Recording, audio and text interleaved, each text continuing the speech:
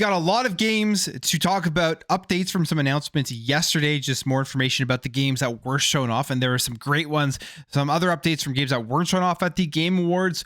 And Bungie, they are being sued here by the previous director, Chris Barrett. It's an interesting story going on there, and leaks for handhelds. Very cool stuff. Lenovo, their new handheld, and the Nintendo Switch 2. We may have had our first look at the Nintendo Switch 2 because of a case from Dbrand. But we'll talk about all of that stuff. Make sure to hit the subscribe button, share the video, like the video if you do enjoy this content, and let's jump right into it. So we'll start off here with just an update from Fallout 76, an Xbox first party title here, and that is the fact that they have hit 21 million players across all of the platforms that they are on, which I think is pretty interesting news here. Pretty big news for a game that when it did release, a lot of people were basically saying it was DOA. It did not release in a good state, so you could understand why, but they continue to work on it, and they have just brought this game up to a place where it is extremely successful. It's really just another live service, games as a service game that Xbox does have in their first party lineup that is successful. If you think about games like Sea of Thieves, Grounded, Fallout 76, World of Warcraft, you could kind of consider Call of Duty, because every single year they have the continuous seasons and battle passes that go into that. So they have so many of those styles of games in their first party lineup that helps them make continuous money to bring us the other styles of games that people love. The lineup for Xbox, especially going into 2025, we did talk about this yesterday. It's pretty wild if you take a look at all of the first party games that they have coming out with. The Outer Worlds 2 that was announced now for 2025. You add that on top of Avowed, of South of Midnight, Fable, the next Call of Duty, and then whatever else is going to be in the works here for Xbox. But that's a pretty big update for Fallout 76, a game that a lot of people thought was pretty much gone and dead when it first came out, but they've really bounced back with some good updates and brought it to a successful state. All right, let's talk some handhelds, because as we know, PC gaming and the PC handheld market is exploding. I mean, this was really kicked off by the Steam Deck. I think it's probably still the most popular one out there. A great handheld device. I had a Steam Deck before I sold it, and then got an Asus ROG Ally and sold that, and now I'm waiting to pick up a different PC handheld when the battery life gets better on these things. That was the thing that's held them back, I think, for a lot of people, for myself specifically, is that if I pick up one of these handhelds, I want to be able to play them without having to be plugged into a wall. I mean, that would be the main way that I go about using them when I'm not at my console, not at my PC, and I just want to still be able to play some of these games. But the battery life is really bad. I think the next generation will be better. And we're starting to see a leak here as to what Lenovo has in mind for their next generation. One of the things that always gets me excited about handhelds is the screens and OLED screens and panels when they do come onto them, because with the Nintendo Switch, when they released the Nintendo Switch OLED, made a world of difference comparing it to the original Nintendo Switch. And now we have this, that Lenovo's larger Legion handheld adds an OLED and keeps the detachable mouses. So they have some new ones here in the works. They have like the smaller S version, which is more compact than the regular Lenovo Legion Go, which is already a pretty big, hefty device, but they're also making a bigger one. You're going to have to ask the question, what will the battery life be like on that? But this one is going to be OLED. It says, earlier today, Evan Bass revealed an unannounced Lenovo Legion Go S handheld gaming PC with an extremely intriguing twist. A Steam button that suggests it could be the first third-party Steam OS handheld and thus the first true competitor to the Steam Deck. Something we'll talk about as well, because that, I think, is a very smart move here by Steam if this is the case. It says here, but the handheld gaming PC apparently won't be alone. Blast just provided The Verge with these images of the new, larger Lenovo Legion Go as well. And one of the things about this one is that it will have that OLED panel. You can see some pictures of it here. You can see it's a bigger screen, and basically looks like, I would say, the current Legion Go, just bigger and a better screen. They say we don't have any of the specs or marketing claims yet, like the all-important battery life size, which is going to be the biggest question. And I think that's going to be a question that needs to be addressed going forward in the future with all of these types of devices. And they haven't gotten a glimpse of the ports on the system. There is an AMD Z2 Extreme chip coming that could likely be the core of this handle, but they do not know yet. And then on top of that, they do say here that the screen itself will swap out Legion Go's 8.8-inch IPS LCD screen for one with an OLED panel at the same size. So if you're looking for that bigger screen, which is what is the advantage here of the Lenovo Legion Go, if you just reduce the portability and everything, now you're going to get an OLED screen on it, which it's going to make the games look absolutely phenomenal. Like I said, when I went from my OG Nintendo Switch to my Nintendo Switch OLED, it was just a world of difference of how nice playing these games in handheld mode was. The other very cool thing here, they do mention with the Lenovo Legion Go S, is that it could be running Steam OS. And I think this is a very smart move. I think this is something that, if this is true, it's, I would say, Steam almost beating Xbox to the punch in the move that I think that they should be doing, and should have been doing this now and looking into it for a while.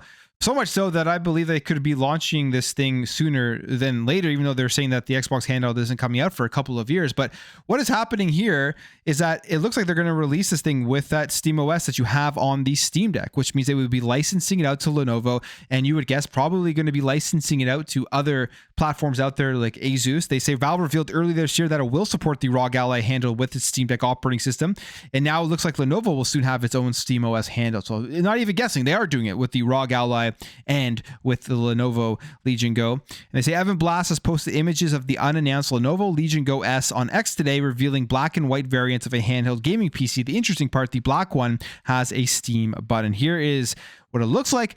Very similar to the Asus ROG Ally in terms of design and, I guess, look and feel for it. The controllers are not detachable on this one, so this is just strictly a handheld that you take everything with you on the go. Whereas obviously with the other one, you can take off the handles, which I do like that feature, which would have me leaning towards the Lenovo Legion Go as my next purchase for a gaming PC handheld, maybe even that OLED one once it does get announced. They say PC makers like Lenovo, Asus, and MSI have all opted for Windows-based handhelds so far, but as a consumer, patience with Windows on tiny screens wears thin. Microsoft's progress in improving the experience is slow. It seems like OEMs are looking for a better alternative. And I've talked about this so many times on my channel. The Windows PC operating system on these handhelds themselves, it does the job. I won't say it doesn't. Like, I've used it. It's cumbersome, but it gets me around. I can launch my games. There really aren't that many issues of it, but it is just not a good experience on a handheld gaming device. There needs to be that console UI that Windows and Xbox does put on to all of the handhelds going forward, just to make the experience that much better. Now, Steam is getting ahead of everyone in doing this, licensing this out to the Asus, licensing it out to the Lenovo's, and probably there will be other manufacturers that will get involved in this, and they're also still having their Steam Deck. So it kind of gives you a look as to what Xbox could do, and I think they absolutely should do it. I feel like they've been moving kind of slow on this, to be completely honest. Licensing out the Xbox console UI formatted for the handhelds, and then selling them as Xbox handhelds from Asus and from Lenovo and other companies, MSI out there. Like, they could easily do that, and I think it would be an even better experience than Steam's offering for obviously the Xbox fan base and the Xbox ecosystem there when they're trying to expand out and reach more people as possible. You'll have all of your Xbox stuff that you've purchased, you'll have your Game Pass and the whole Xbox overall experience in a console like handheld. So this is a smart move by Steam. I hope Xbox does see this, and if they are going to try to compete in any form and fashion against Steam on this stuff, they will have to do it as well. They are trying to compete somewhat now. I don't know how successful it will be comparatively to Steam, but they are trying to compete by improving their Xbox app on PC, adding more games in there that you can also just stream and purchase rather than just play them via Xbox Game Pass. So this would be the next move. The question is, how long until we see that Xbox handheld? How many more years? Is it going to be 2026, 2027? And when they do announce it, is it going to be just one native hardware created by Microsoft and Xbox themselves? Or are they going to announce it with the Xbox One, like the Steam Deck and Steam has, and then say there are also going to be different variants that you can get from these different manufacturers, all at different prices, depending on what you want and how you want to get into the ecosystem. They'll all be certified for Xbox. I think it would be a smart move, and I hope that they do end up doing that. Okay, let's jump over here to the Nintendo Switch 2. Nintendo Switch 2 rumors are getting crazy now. It is getting closer to it being officially announced.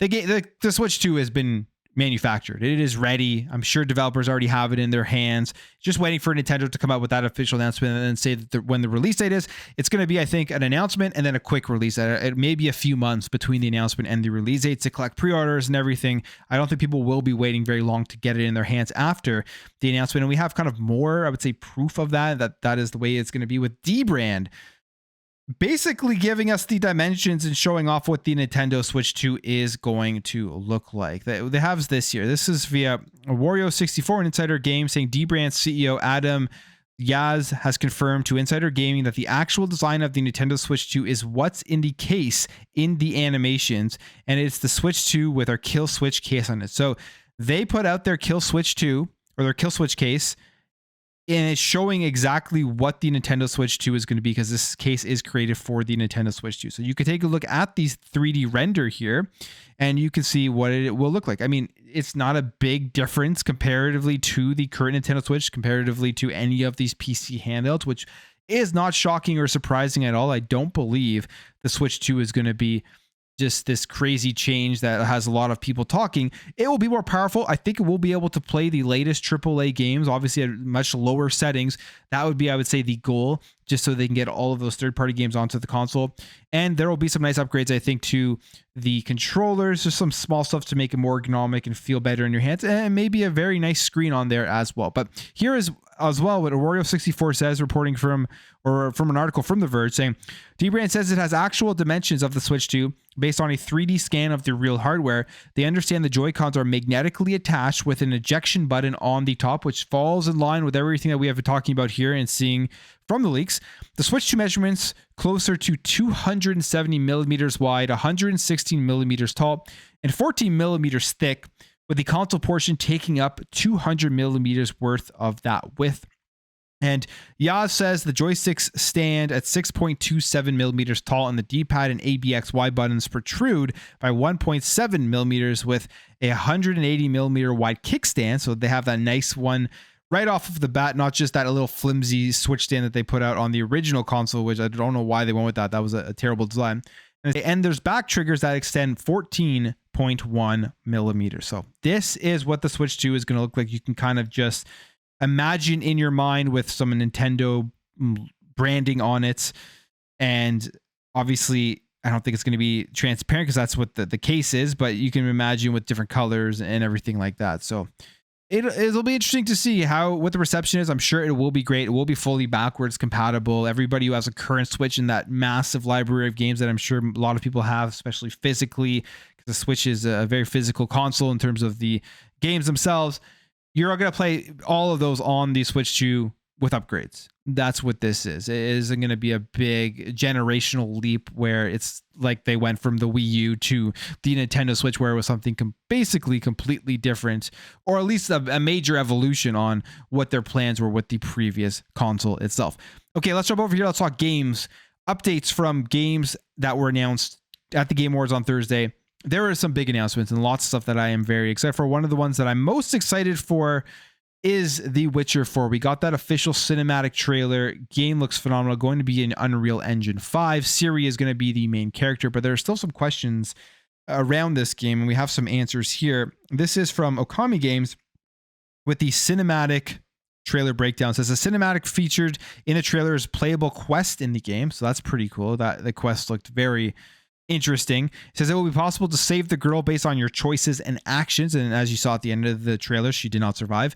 Ciri can fight using chains, which can be enchanted with different magic. Ciri is able to drain energy from elemental sources and turn it into powerful spells, water, fire, and lightning. We saw all of that in the trailer itself.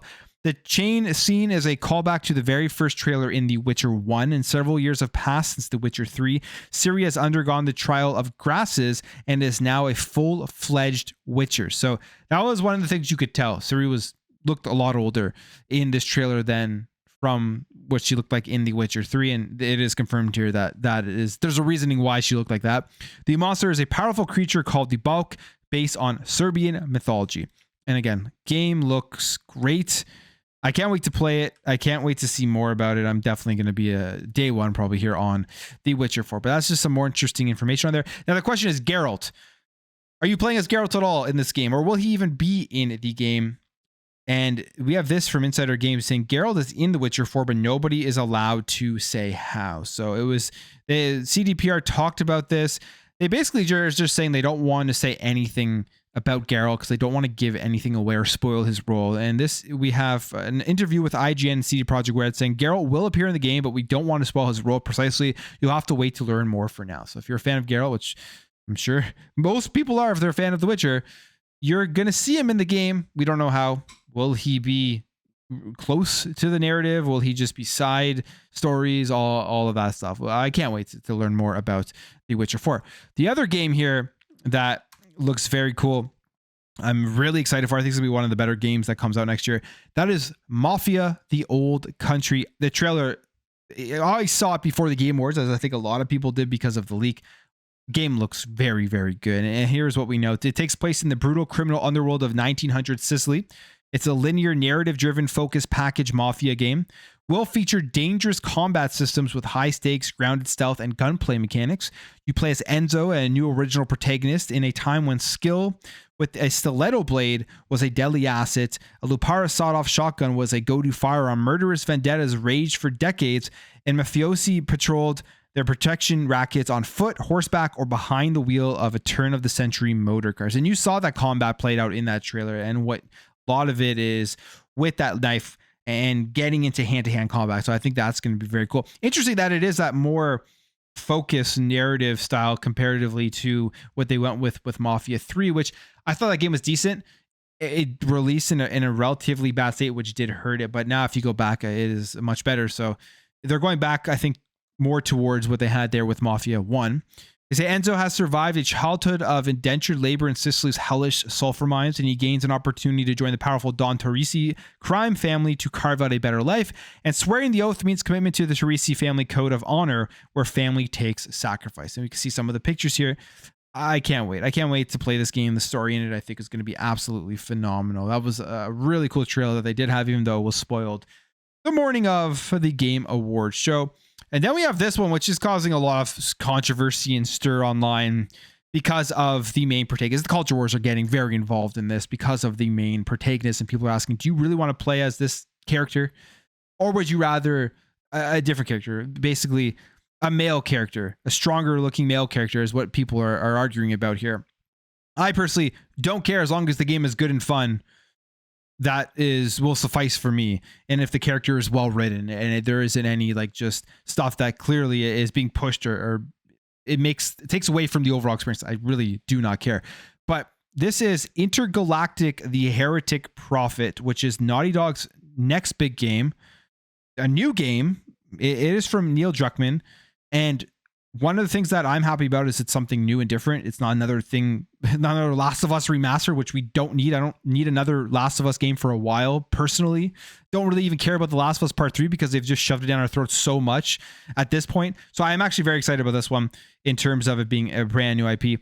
And here's what we know. Naughty Dog's wildest, most creative story yet. Deepest gameplay in Naughty Dog history. Protagonist is a bounty hunter named Jordan A. Munn, played by Tati Gabriel.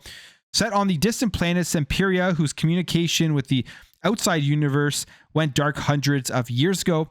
You use all of your skills and wits to become the first person in over 600 years to leave orbit. There's an emotional, character-driven epic journey in development since 2020, so it may be coming out here in 2025. I don't think they gave us a date, but if it started in 2020, we're going on 5 years here. It should be coming out soon. Confirmed for PS5, a musical score by Nine Inch Nails, Trent Reznor, and Atticus Ross, and directed by Neil Druckmann. So there it is.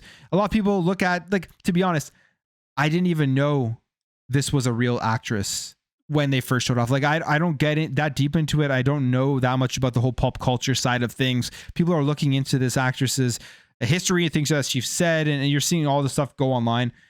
I'm kind of oblivious to it, and maybe that is to my own advantage, where I look at this and if the game is fun, looks good, I'll probably give it a try and see how it is. So we'll see. The Heretic Prophet here from Naughty Dog. All right. Now, there's a couple more things here. There's one more games-related announcement or news, but this wasn't at the Game Awards. This comes via Jason Schreier about a game that we've heard about previously, and that is Wonder Woman.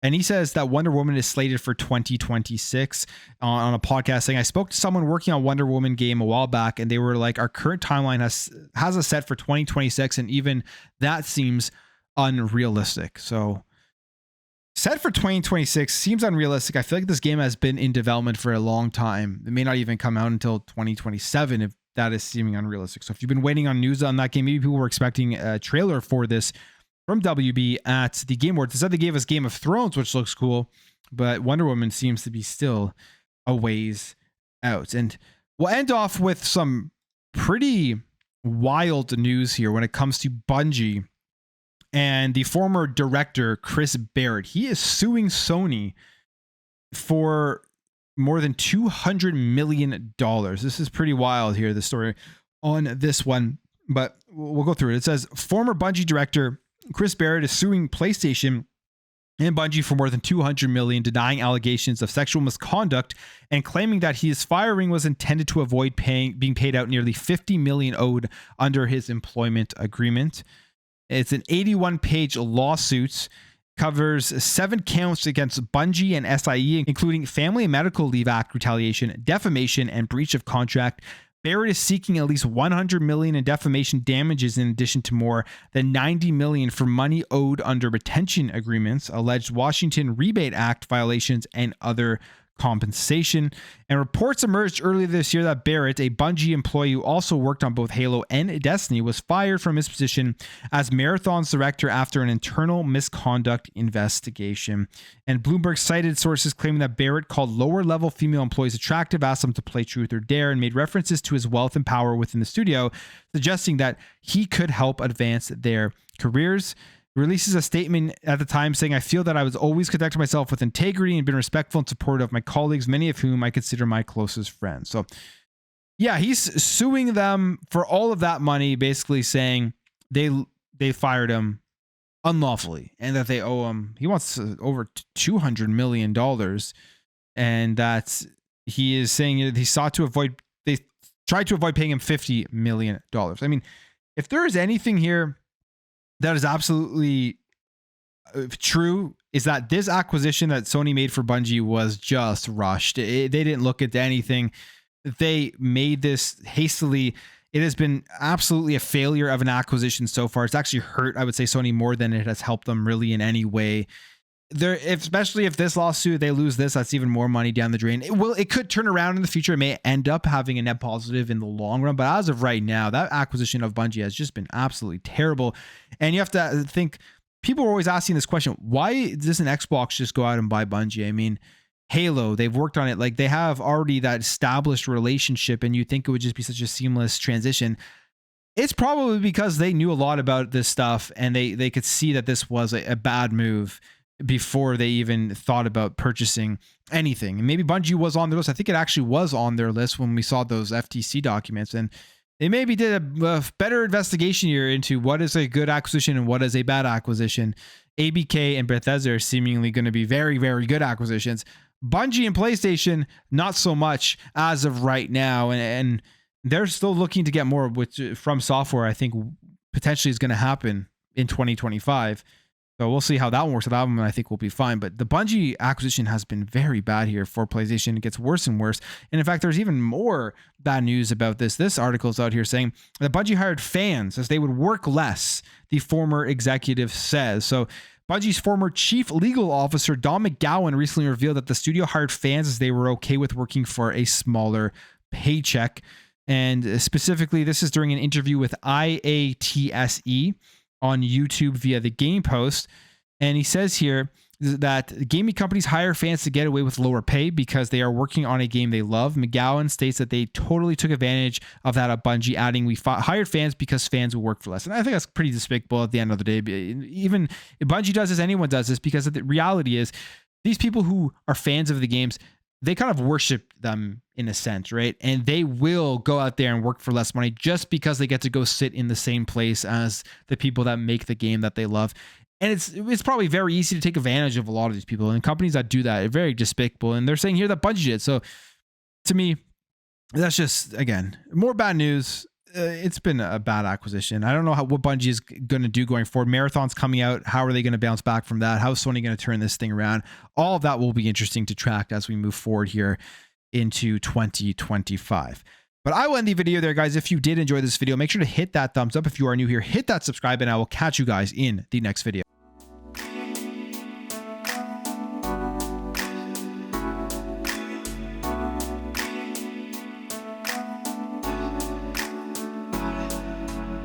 We'll be right back.